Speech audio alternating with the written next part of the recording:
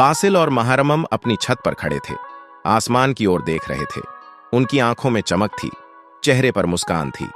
नीचे शहर की रोशनी टिमटिमा रही थी और आसमान में चांद हल्की रोशनी बिखेर रहा था।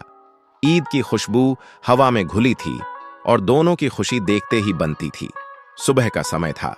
बासिल हल्के नीले रंग का शलवार कमीज और सफेद टोपी पहने था, जबकि महरमम ने गुलाबी फ्रॉक पहनी थी और उसकी कलाई में रंग बिरंगी चूड़ियां खनक रही थीं। दोनों शीशे के सामने खड़े थे, अपने नए कपड़ों को देखकर खुश हो रहे थे। पीछे उनकी माँ हाथों में इस्त्री किए हुए कपड़े लिए खड़ी थीं। उनके चेहरे पर एक प्यारी मुस्कान थी। घर में ईद की तैयारियां जोरों पर थीं। गली गली में रौनक थी। हर तरफ लोग नए कपड़ों में सजे हुए थे। बासिल और महरमम अपने अब्बू के साथ ईदगाह की ओर जा रहे थे। बासिल के हाथ में एक छोटा लिफाफा था, उसकी ईदी। महरमम हर तरफ उत्सुकता से देख रही थी। बाजारों से मिठाइयों की खुशबू आ रही थी और हर कोई खुशी में डूबा हुआ था। ईदगाह के बाहर एक छोटा बच्चा खड़ा था। उसके बाल बिखरे हुए थे, कपड़े थोड़े पुराने और फटे हुए थे। वह दूसरे बच्चों को खेलते हुए देख रहा था। उसकी आंखों में एक अनकही चाहत थी। कुछ ही कदम की दूरी पर बासिल और महरमम ने उसे देखा। वे ठिठक गए। उनके चेहरे पर सोच की लकीरें थीं। ईदगाह के बाहर बासिल और महरमम धीरे धीरे उस बच्चे के पास पहुंचे। महरमम ने अपने हाथ में ईदी का छोटा लिफाफा कसकर पकड़ा हुआ था, उसे देने के लिए तैयार। बासिल नीचे देखने लगा। उसके दिल में हमदर्दी थी। वह बच्चा आश्चर्य और संकोच से उन्हें देख रहा था।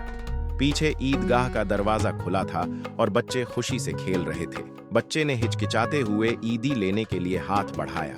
उसकी आंखों में भावनाओं का तूफान था। बासिल ने धीरे से अपनी नई सफेद टोपी उसके सिर पर रख दी। महरमम ने मुस्कुराकर देखा और हल्की सुनहरी धूप उन पर पड़ रही थी, मानो खुद खुदा इस लम्हे को रोशन कर रहे हों। लड़के ने अब बासिल की टोपी पहन ली थी और अपने हाथों में ईदी का लिफाफा मजबूती से पकड़ा हुआ था।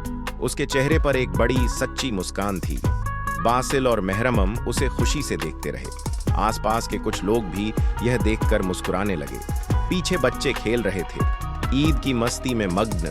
बासिल और महरमम ने एक दूसरे की ओर देखा। उनके दिल खुशी से भर गए थे। पीछे वह बच्चा अब अकेला नहीं था। वह भी बच्चों के साथ खेल रहा था, हंस रहा था। मस्जिद का दरवाजा अब भी खुला था और लोग आ जा रहे थे। ईद की रौनक हर तरफ बिखरी हुई थी। घर पहुंचकर बासिल और महरमम अपने अब्बू अम्मी के सामने बैठे जोश से अपनी कहानी सुना रहे थे। मां ने गर्व से मुस्कुराते हुए बासिल के सिर पर हाथ फेरा।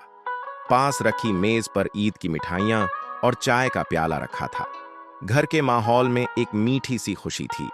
रात को बासिल और महरमम अपने बिस्तर पर बैठे थे। दोनों ने अपने हाथ ऊपर उठाए और दुआ मांगी। उनके चेहरे शांति और तसल्ली से भरे हुए थे। खिड़की से चांदनी कमरे में आ रही थी और दूर शहर की रोशनी टिमटिमा रही थी। ईद की खुशी हर तरफ बिखरी थी।